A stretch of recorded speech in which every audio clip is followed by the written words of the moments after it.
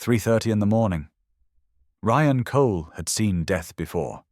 He'd memorized its warning signs during 18 months of watching his wife Jennifer fade away from lupus. The trembling hands, the pale, waxy skin, the way someone grips furniture just to stay upright. Now, pushing his cleaning cart through the executive floor of Meridian Industries, he froze. Office lights blazed in the corner suite. A woman in an expensive black suit hunched over her desk, coffee cup shaking in her grip. Dark bruises dotted her wrists like fingerprints. The same faint butterfly rash across her cheekbones that Jennifer had desperately tried to hide with makeup. Ryan's heart hammered against his ribs. This wasn't just any employee working late.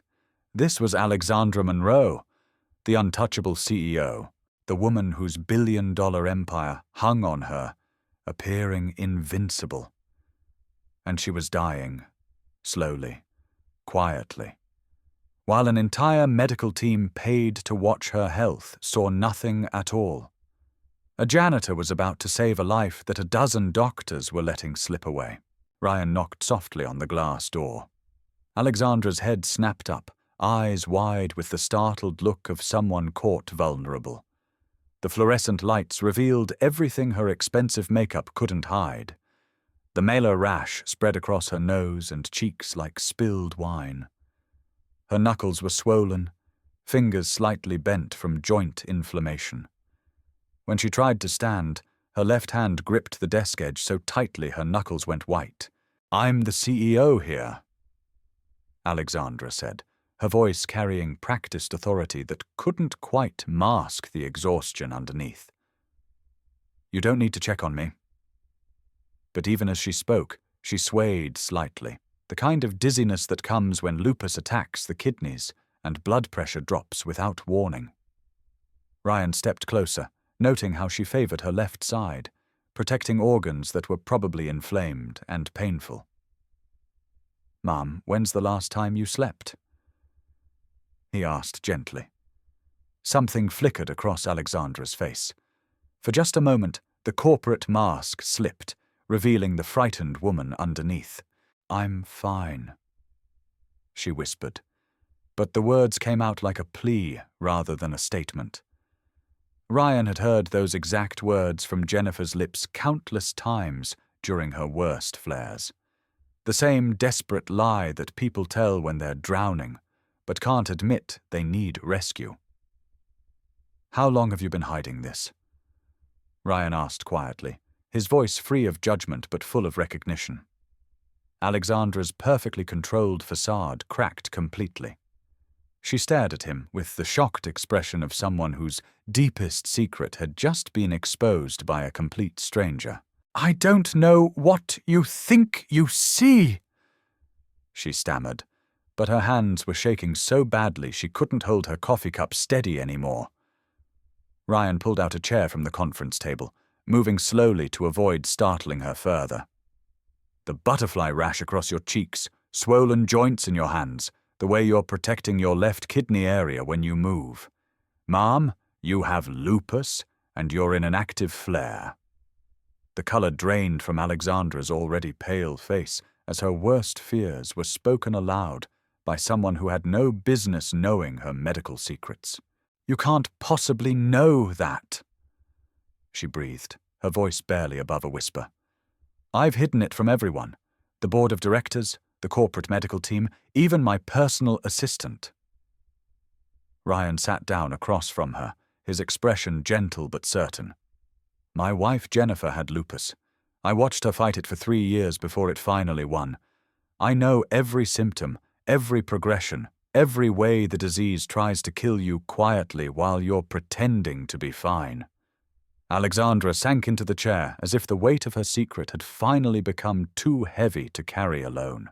"If anyone finds out, they'll force me out immediately," she admitted, her voice cracking with suppressed desperation. 5 years of building this company from nothing, and it would all disappear because I have a chronic illness that makes me appear weak to investors. Ryan leaned forward slightly, his eyes compassionate. "Jennifer taught me something important about chronic illness. She said the disease isn't what makes you weak. It's the energy you waste hiding it that drains your strength. Alexandra looked up at him, with something approaching hope for the first time in months. The next morning, Ryan sat at his small kitchen table, watching 8-year-old Zoe methodically eat her cereal one color at a time. Cheerios first, then the green pieces, saving the purple ones for last because they were her favorite. "Daddy, why do you work when everyone else is sleeping?" she asked without looking up from her careful sorting ritual. These morning conversations had become Ryan's emotional anchor since Jennifer died 2 years ago. The one part of each day that felt completely normal and safe in a world that had been turned upside down by loss. "Someone has to take care of the buildings while people rest, sweetheart," Ryan explained, though he knew the real reason was simpler. Night work paid better, and single fathers needed every extra dollar they could earn. "Like a superhero?" Zoe's eyes lit up with the kind of pure excitement that could heal broken hearts and make exhausted parents feel like they might actually be doing something right. Ryan smiled, despite his bone-deep exhaustion from working 2 jobs. "Something like that, honey." But even as he said it, his mind drifted back to Alexandra Monroe and the way she'd gripped that desk edge. "Mrs. Patterson says you look sad sometimes when you think I'm not watching," Zoe said suddenly, her spoon halfway to her mouth. Ryan's chest tightened with guilt and love in equal measure. Their elderly neighbor had been watching Zoe in the evenings while he worked, and apparently she was more observant than he'd realized. "I miss Mommy," he admitted, because honesty had always been important in their house. "But I'm never sad when I'm with you. You make everything in the world feel better." Zoe nodded solemnly, processing this information with the seriousness that 8-year-olds bring to important emotional discussions. "Maybe you could help other sick people feel better too," she suggested, with the innocent wisdom that children sometimes possess. "Like Mommy would want you to do." Ryan felt something shift in his chest at her words. He'd given up his nursing career to care for Jennifer full-time during her illness, choosing love over profession without a moment's hesitation. After she died, returning to medicine had felt impossible because the memories were too raw and painful. But maybe Zoe was right. Maybe Jennifer would want him to use what he'd learned to help other people facing the same battles. That evening, Ryan returned to the 15th floor, with nervous energy coursing through his veins like electricity. Alexandra's office was dark when he arrived, which immediately set off alarm bells in his mind because she never varied her routine. Consistency was how she maintained some semblance of control over symptoms that tried to dictate her schedule. He found her in the employee break room, standing motionless in front of the coffee machine like she'd forgotten why she was there. She wore the same black suit from the night before, but now Ryan could see how carefully she held her left arm against her ribs. "You came back," Alexandra said when she noticed him, and for the first time her voice held curiosity instead of defensive dismissal. There was something almost vulnerable in the way she looked at him, like she was seeing him as a person rather than just another faceless employee who cleaned up after important people. "Someone needs to make sure you're drinking enough water," Ryan replied, filling a cup from the cooler with practiced efficiency. Dehydration makes lupus flares significantly worse. Everything gets more inflamed when your body doesn't have enough fluid to flush out the inflammatory compounds. He handed her the cup, noting how she gripped it with fingertips that showed the telltale joint swelling he recognized from Jennifer's worst days. Alexandra studied him with intelligent eyes that held exhaustion deeper than any normal work schedule could explain. "You seem to know quite a lot about medical issues for someone who cleans buildings," she said carefully. The words weren't meant as an insult, just an observation that didn't quite add up in her analytical mind. Ryan gestured toward the empty chair across from her, a silent invitation to sit down if she wanted to continue this conversation. "My wife had lupus. I spent 3 years learning everything I could about the disease. Every symptom, every treatment, every way it tries to hide itself until it's too late to fight back effectively. The perfectly composed mask Alexandra wore for the corporate world slipped completely away, revealing the exhausted and frightened woman underneath. "Had?" she whispered, her voice barely audible in the quiet break room. "She died 2 years ago," Ryan said, his voice steady despite the familiar ache that always accompanied thoughts of Jennifer's final days. But not because we didn't recognize the symptoms or understand what we were dealing with. We fought it together every step of the way, armed with knowledge and determination. Alexandra set down her water cup with trembling fingers, the weight of recognition settling over her like a heavy blanket she'd been avoiding for too long. "I can't let anyone know about my condition," she said desperately, her carefully maintained professional composure finally cracking under the pressure of keeping such a huge secret. "If the board of directors finds out I'm sick, they'll vote me out faster than the stock price can drop. In corporate America, any sign of weakness becomes a death sentence for your career."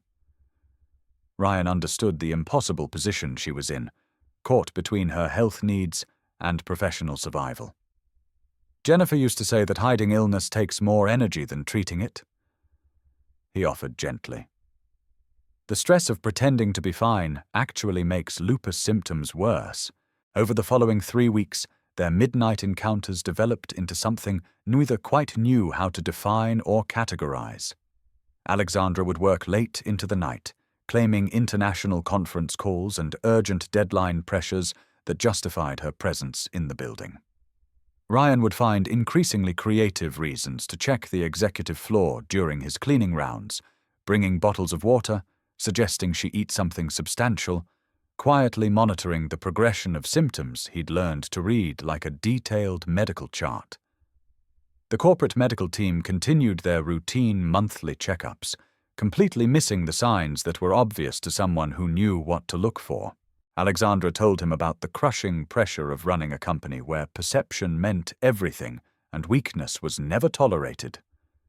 "In the business world, admitting you have a chronic illness is like painting a target on your back," she explained during one of their late-night conversations. "Investors want leaders who appear invincible, boards want CEOs who never miss meetings or show any signs of vulnerability. The moment they see you as damaged goods, you become completely expendable." Ryan listened with the understanding that comes from watching someone you love struggle with similar fears about how illness changes the way other people see you. Ryan shared stories about Jennifer's fierce determination to live as normally as possible, despite her lupus diagnosis and increasingly difficult symptoms. "She taught me that chronic illness doesn't make you weak," he said thoughtfully. "But hiding from it and pretending it doesn't exist absolutely will drain your strength. The energy you spend maintaining a facade of perfect health is energy you could be using to actually manage your condition and feel better."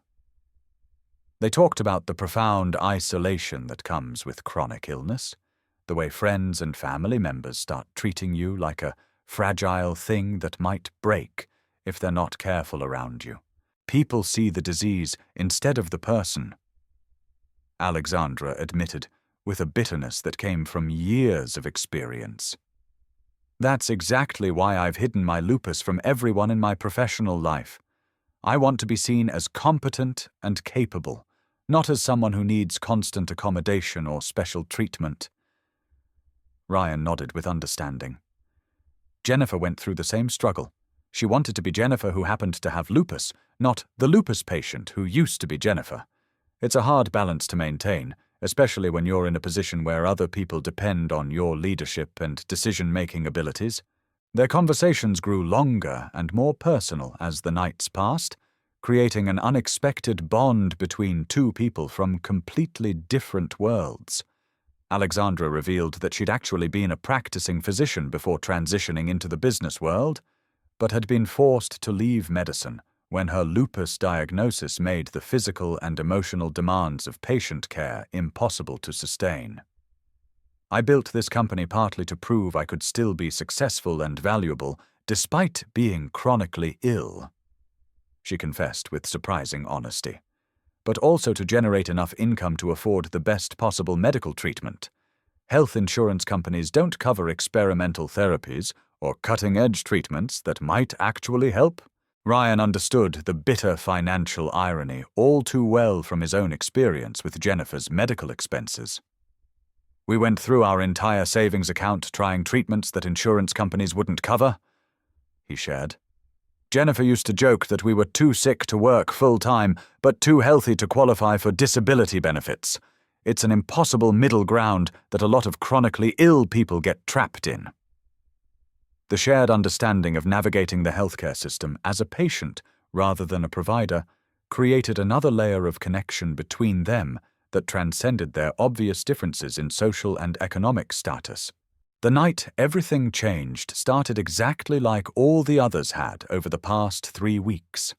Ryan arrived at Meridian Industries at his usual time of 11:30 p.m., expecting to find Alexandra in her office, reviewing quarterly reports or participating in video conferences with international partners in different time zones. Instead, her office was completely empty, which immediately set off alarm bells in his mind because she never varied from her established routine. Consistency and predictability were how she maintained some semblance of control over symptoms that otherwise tried to dictate her daily schedule without warning. He checked the employee break room, where they'd had many of their conversations, then the smaller conference rooms where she sometimes took private calls, finally hearing muffled voices coming from the direction of the main boardroom. Through the floor-to-ceiling glass walls, he could see Alexandra standing at the head of a polished mahogany table, delivering what appeared to be an important presentation to a group of executives in expensive suits. Even from a distance, Ryan could tell something was wrong with the picture in front of him. Her posture was off in subtle ways that probably wouldn't be noticeable to anyone who hadn't spent weeks learning to read her body language. But Ryan's medically trained eyes saw what the board members missed completely, despite their proximity to her.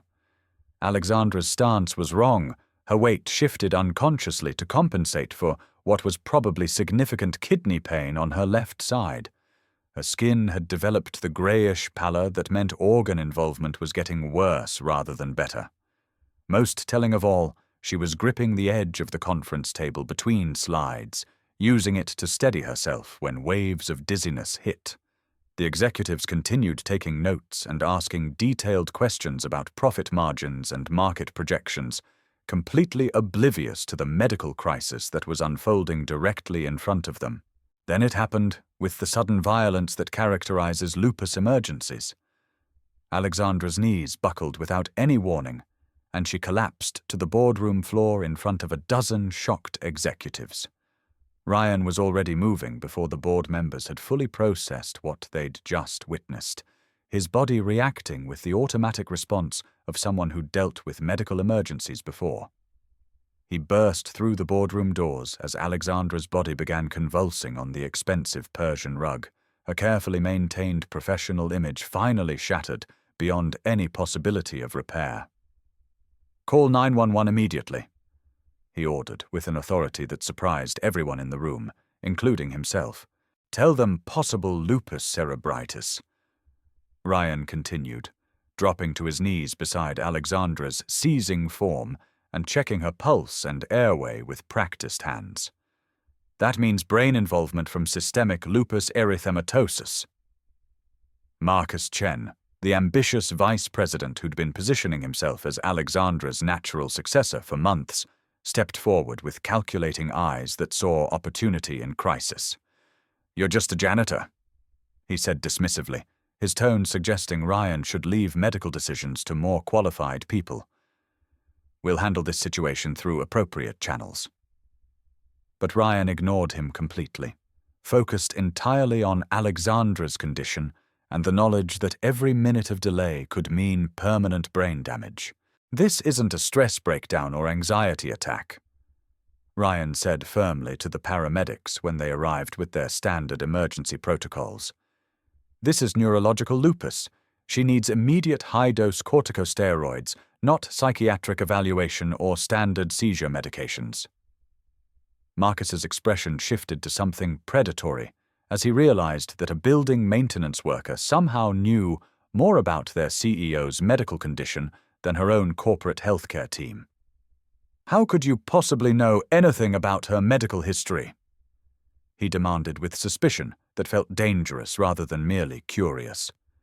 The question hung in the air like an accusation, but Ryan was already climbing into the ambulance, refusing to leave Alexandra's side during transport. At Millbrook General Hospital, Ryan discovered he was listed as Alexandra Monroe's emergency contact, a fact that surprised him as much as it did the medical staff. She'd quietly added his name to her medical forms 3 weeks earlier during one of their late-night conversations, though she'd never mentioned making this change to him directly. The irony of the situation wasn't lost on anyone involved. A night shift janitor making critical medical decisions for a CEO whose net worth exceeded the annual budget of most small towns. Dr. Sarah Walsh, the attending emergency physician, initially dismissed Ryan's lupus theory based on the information provided by Alexandra's corporate medical team. According to her employment health records, the patient has no significant ongoing medical issues. Dr. Walsh explained with professional confidence, "We're treating this as a stress-induced seizure disorder, pending comprehensive psychiatric evaluation and neurological testing." Ryan pulled out his phone with hands that were steadier than he felt, showing Dr. Walsh the photographs he'd quietly taken of Alexandra's symptom progression over the past month. Pictures of the butterfly rash development, the increasing joint swelling in her hands and wrists, the way she'd begun moving to protect organs that were obviously inflamed and painful. "Look at the timeline of progression," he insisted with quiet urgency. This is systemic lupus erythematosus with central nervous system involvement." Ryan continued, his voice carrying the certainty of someone who'd fought this exact battle before. "She's been hiding her condition to protect her professional position, but without immediate aggressive treatment, this will cause irreversible brain damage within hours." Dr. Walsh studied the photographic evidence with growing alarm, her professional skepticism giving way to genuine medical concern as the pattern became undeniable. The images told a clear story of autoimmune disease progression that had been missed by an entire team of supposedly qualified medical professionals who saw only what Alexandra wanted them to see. "If you're correct about the lupus cerebritis, she needs immediate immunosuppression with high-dose steroids," Dr. Walsh admitted, her tone shifting from dismissive to collaborative. "But confirming this diagnosis requires multiple specialized tests, and those results take hours we might not have if her brain is actively being attacked by her own immune system." Ryan thought about Jennifer's rapid neurological decline when her lupus had reached her brain tissue, the way cognitive function could disappear permanently in a matter of hours once the inflammatory cascade reached a certain threshold. "Doctor, in 2 hours this could cause permanent cognitive damage that will never be reversible," he said with quiet intensity. "Please run whatever confirmatory tests you need for your records, but start aggressive treatment right now based on the clinical presentation." Ryan continued, his voice carrying the weight of hard-won experience. "If I'm wrong about the diagnosis, you can discontinue the steroid treatment without any lasting harm. But if I'm right and you wait for test results, you'll be treating irreversible brain damage instead of preventing it." Something in his voice, the calm certainty of someone who'd navigated this medical crisis before and understood exactly what was at stake, convinced Dr. Walsh to take the calculated risk of starting treatment before confirmation. Within 40 minutes, Alexandra was receiving high-dose intravenous methylprednisolone, while comprehensive autoimmune panels were being rushed through the hospital laboratory system. Ryan sat beside Alexandra's hospital bed, holding the hand that had shaken so badly just hours before that she couldn't sign important documents or maintain her grip on a coffee cup. "Come on, Alexandra," he whispered to her unconscious form, his voice carrying all the hope and determination he'd learned to summon during Jennifer's worst medical crises. "Jennifer always said you fight hardest when people think you can't win. Don't let them be right about chronic illness making you weak. You're stronger than this disease. but you have to let people help you fight it. The monitors around her bed showed vital signs that were slowly stabilizing as the powerful anti-inflammatory medications began reducing the autoimmune attack on her brain tissue. The comprehensive lab results that came back 6 hours later confirmed everything Ryan had suspected and revealed information that was even more disturbing than he'd imagined. Systemic lupus erythematosus with significant renal and neurological involvement. Anti-nuclear antibody levels that were dangerously elevated. Kidney function that was more compromised than anyone had realized. But hidden deeper in Alexandra's medical records, Ryan and Dr. Walsh discovered a pattern of systematically manipulated test results stretching back 3 months. Someone with access to her corporate healthcare records had been altering lab values and suppressing abnormal findings, making her lupus progression appear much milder than it actually was. The digital trail of fraudulent medical records led directly back to Marcus Chen and a carefully orchestrated network of bribed laboratory technicians and corrupted medical staff.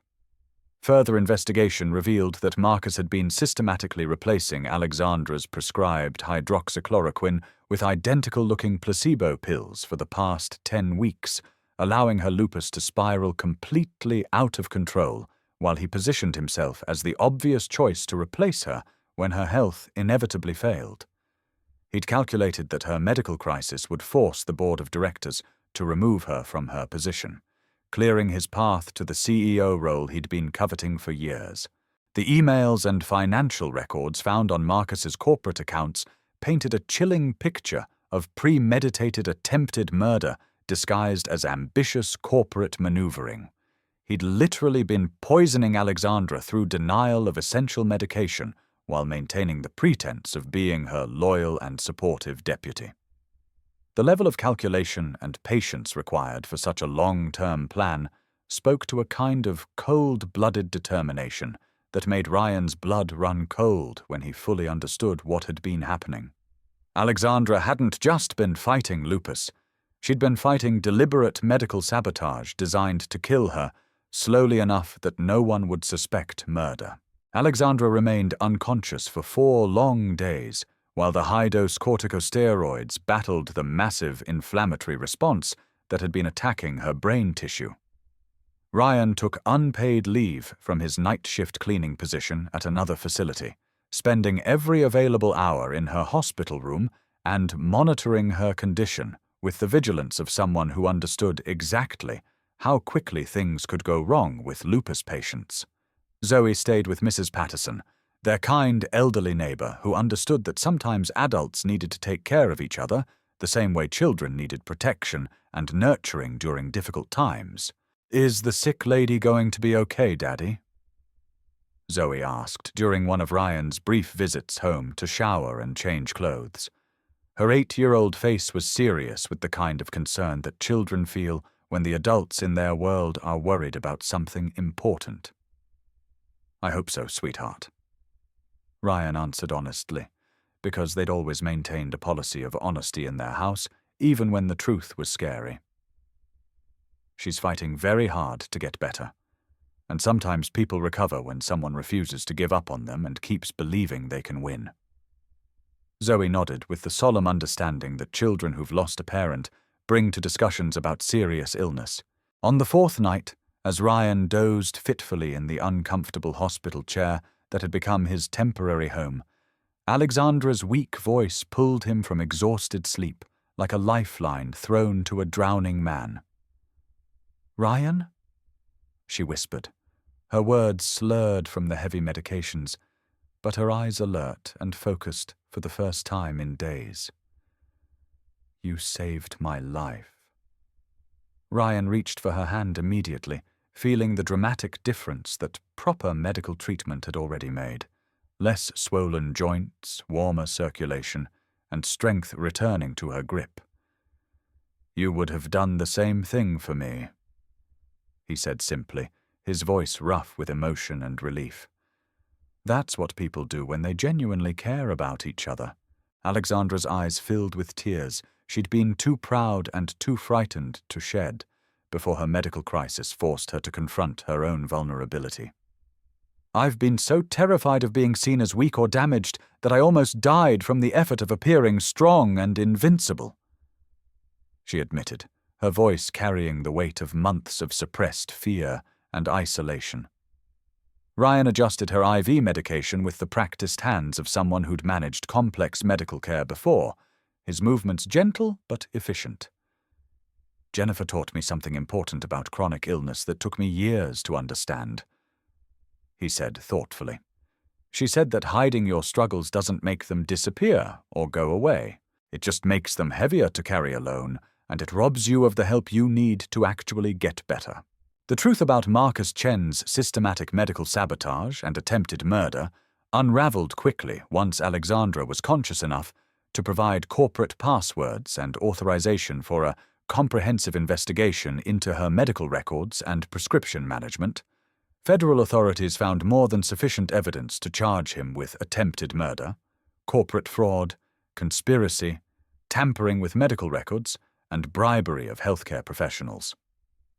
The revelation sent initial shockwaves through Meridian Industries and the broader business community, but instead of destabilizing the company as Marcus had hoped, it had an unexpected and powerfully positive effect on both employee morale and investor confidence. Alexandra's courage in continuing to lead effectively while battling a serious chronic illness, combined with Ryan's heroic intervention and life-saving recognition of her symptoms, became a compelling story of resilience and human connection that actually strengthened the company's reputation rather than undermining it. The business media praised Alexandra's transparency about her health challenges and her commitment to creating a more supportive work environment for employees dealing with chronic conditions. "I should have trusted people with the truth about my lupus much sooner," Alexandra admitted during her recovery period. "But I was so terrified that being chronically ill would make me appear incompetent or unreliable to the board and our investors." During Alexandra's 2-week hospital stay and subsequent recovery period, Ryan found himself in the surreal position of being both her primary medical advocate and the person she trusted most completely with business decisions that required her input or approval. The corporate board of directors, deeply shaken by how close they'd come to losing their CEO to a preventable medical crisis, offered Ryan a permanent position as Director of Employee Health and Safety. They recognized that his unique combination of medical knowledge, observational skills, and genuine caring had literally saved their leader's life when their expensive corporate healthcare system had failed completely. But more significantly for the future of the company, Alexandra made the unprecedented decision to publicly announce her lupus diagnosis and become an active advocate for chronic illness awareness in high-pressure corporate environments. "I spent so much mental and physical energy pretending to be invincible that I nearly died from the effort," she told the gathered business media at her first press conference after leaving the hospital. "Ryan Cole reminded me that real strength comes from acknowledging our vulnerabilities and asking for help when we need it, not from maintaining a facade of perfect health that ultimately serves no one." 8 months after the medical crisis that changed everything about their lives, Ryan stood in the kitchen of a modest 3-bedroom house on Millbrook's quiet Elm Street, watching steam rise from 3 different beverages on the counter. It wasn't his old cramped apartment with its thin walls and broken appliances, and it wasn't Alexandra's intimidating mansion in the wealthy section of town with its formal rooms and expensive furniture. It was something in between, a place they'd chosen together without ever defining exactly what "together" meant for their unusual 3-person arrangement that defied conventional relationship categories. 3 coffee cups sat on the counter every morning in a routine that had developed naturally over time. His black coffee in the blue mug Jennifer had given him, Alexandra's green tea with honey in the ceramic cup she'd brought from her old house, and Zoe's hot chocolate in the oversized mug decorated with cartoon characters that made her smile every morning. No one had officially moved in with anyone else through any formal process. No one had made dramatic proclamations about love or commitment or the specific shape their future together might take. But somehow, this configuration of three people sharing one house had become their natural rhythm of daily life. Alexandra worked from the converted home office, managing Meridian Industries with a newfound balance between professional ambition and responsible health management that included regular medical appointments and honest communication with her medical team. Ryan had accepted the corporate wellness position she'd offered, developing comprehensive employee health programs that actually addressed real medical needs rather than just offering superficial benefits like gym memberships and generic stress management seminars. His programs included education about chronic illness recognition, mental health support systems, and advocacy for employees navigating complex medical situations while maintaining their professional responsibilities. "Dad, can you help me with this math homework?" Zoe asked one evening, not looking up from her notebook spread across the kitchen table alongside colored pencils and erasers.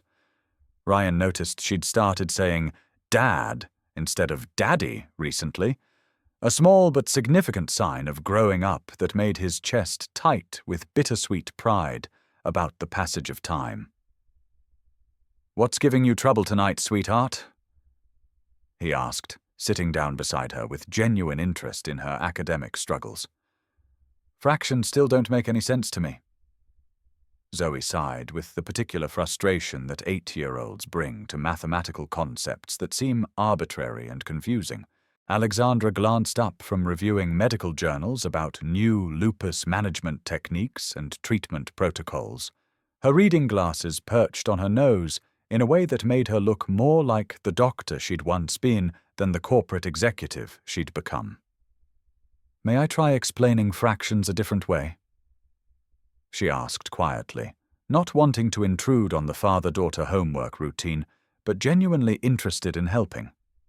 Ryan nodded with curiosity, always fascinated by Alexandra's teaching methods and her ability to break down complex concepts into understandable pieces. She moved to sit across from Zoe, pulling out a clean sheet of paper and beginning to draw circles divided into precise sections. "Imagine a pizza cut into 8 equal pieces," Alexandra began, sketching lines with the careful precision she brought to everything she did. "If you eat 3 pieces, what fraction of the whole pizza is left for other people?" Zoe's face brightened with sudden understanding as the abstract concept became concrete and relatable. 5/8! She exclaimed with the excitement of genuine comprehension. "Exactly right," Alexandra confirmed with a smile. "And if Ryan eats 2 more pieces after that, how much would be left?" "Then there would be 3/8 left over." Zoe's enthusiasm at finally grasping the mathematical concept made both adults smile with shared satisfaction. Ryan watched this interaction with something deeper than gratitude or appreciation. This was simply 3 people helping each other with whatever needed attention at any given moment. There was no artificial hierarchy or forced family structure, just natural caring and support flowing between individuals who'd chosen to share their daily lives. Alexandra's patient teaching style with Zoe reminded him of Jennifer's approach to explaining difficult concepts, but it was uniquely Alexandra's own method rather than an imitation of someone else's techniques. The easy comfort between all 3 of them felt both surprising and inevitable, like puzzle pieces that had found their natural fit. Later that evening, after Zoe had completed her homework and gone through her bedtime routine, Ryan and Alexandra sat in the living room's 3 individual chairs, reading their respective books in comfortable silence. Not a love seat or couch that would force physical proximity and suggest romantic partnership, but 3 separate seats that allowed each person to choose their own comfortable distance and position. On the bookshelf nearby, Jennifer's old pocket watch ticked quietly beside a lupus awareness pamphlet Alexandra had written for other patients, and one of Zoe's recent drawings titled "My 3 People" in crayon letters that showed careful 8-year-old penmanship. No one had labeled this living arrangement with traditional relationship terms or demanded formal definitions of what they meant to each other. No one had insisted on promises about an uncertain future, or tried to force their situation into conventional categories that didn't quite fit their reality. The pocket watch had stopped keeping accurate time several months ago. It ran exactly 3 minutes slow now, but none of them had bothered to have it repaired by a jeweler. Time, they'd discovered through experience, was less important than simply being present with each other in whatever moments they shared, whether those moments involved medical crises, homework help, or quiet evenings with books. "Are you happy with how this turned out?" Alexandra asked quietly, gesturing at their unconventional household setup without looking up from her medical journal. Her voice carried genuine curiosity rather than insecurity or need for reassurance. Ryan considered her question seriously before answering, setting down his own book to give her question the thoughtful attention it deserved. "How would you define happiness?" he replied, turning the question back to her in a way that wasn't evasive but rather genuinely interested in her perspective. Alexandra paused in her reading, considering the philosophical complexity of the question he'd asked. "Maybe I don't need to define it anymore," she said after a long moment of reflection. "Maybe trying to categorize and label everything is what got me into trouble in the first place?" Ryan nodded with understanding, remembering how much energy they'd all spent over the months trying to explain their situation to other people who wanted clear answers about relationships that didn't fit standard templates. "Maybe that's exactly the right answer," he agreed, feeling a sense of peace settle over him like a comfortable blanket. They returned to their reading in companionable silence, each absorbed in their own thoughts but aware of the other's presence in a way that felt both grounding and liberating. Zoe's sleepy voice drifted from her bedroom down the hall, breaking the comfortable quiet of their evening routine. "Are you guys talking about important grown-up stuff out there?" Her tone suggested she was mostly asleep, but still conscious enough to be curious about adult conversations that might affect her world. "Nothing too important, honey," Ryan called back reassuringly, his voice carrying across the house with parental warmth. "Just discussing plans for tomorrow and making sure everyone has what they need." "Okay then. Good night, Dad. Good night, Alexandra." The sound of her settling deeper into comfortable sleep, trusting that the adults in her life had everything under control. The three of them continued their quiet evening routine as the pocket watch maintained its own imperfect rhythm in the background, marking time that belonged entirely to them without reference to external expectations or social conventions. Outside their windows, Millbrook slept peacefully under a canopy of stars, unaware that in one unremarkable house on Elm Street, 3 people had discovered something that didn't require a name or formal definition to be completely real and meaningful. Their arrangement worked not because it fit into existing categories, but because it served the actual needs of the people involved rather than conforming to abstract ideals about how relationships should look. Ryan reached across the space between their chairs to take Alexandra's hand, not as a romantic gesture or a possessive claim on her attention, but simply as human connection between 2 people who'd learned to trust each other completely. She squeezed back gently, her grip strong and steady now that proper medical treatment had reduced the joint inflammation that had once made such simple physical contact painful and difficult. Neither of them spoke about love or commitment or what their relationship might become in some hypothetical future. They simply sat together in comfortable silence as the pocket watch continued its slow, slightly incorrect rhythm, marking moments that belonged entirely to the 3 of them. Sometimes the most beautiful and meaningful things in life don't require careful definition, official labels, or public recognition to be real and valuable. They only need permission to exist naturally, growing into whatever shape best serves the people involved rather than conforming to external expectations about how life should be organized. In a world obsessed with categorizing every relationship and planning every possible outcome, 3 people had found genuine peace in simply being present for each other without demanding guarantees about what tomorrow might bring or how their story would eventually end.